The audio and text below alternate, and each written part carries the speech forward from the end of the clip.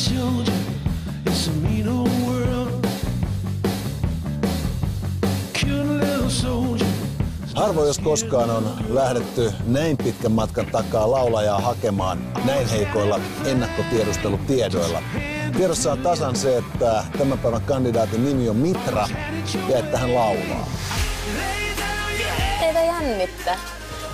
Ai sua? Eikö teitä? No se musiikki, mitä mä haluaisin tehdä, niin se olisi varmasti semmoista pop, rock, soul.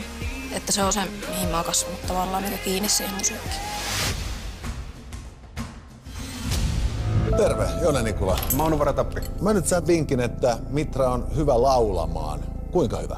No Mitra on todella hyvä laulaja. Hän on ollut nyt meillä 3 vuotta Oulun konservatoriolla pop-puolella ammattiopiskelijana. Lähdetäänpä katsoa, miltä se kuulostaa tuohon. Hyvä.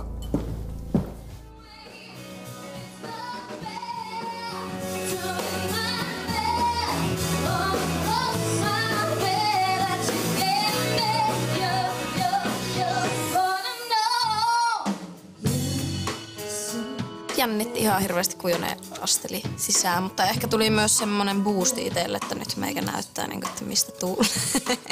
Kun mä tulin tilaan ja ei niinku pienitäkään sellaista ryppyä suorituksessa, että bändi veivas menemään ja Mitra liidas.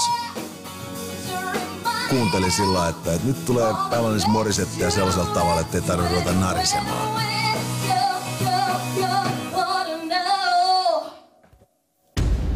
Kiitoksia. Mitra, moro. Jone, moi. Mennäänkö istutaan johonkin, missä on esimerkiksi tuoleja? Tuli ihan mieleen, niin jos ala-asteella tehnyt jotakin aivan hirveetä. Ja sitten opettaja sille, että no niin, nyt lähdetään tuonne, että mulla on sulle vähän asiaa.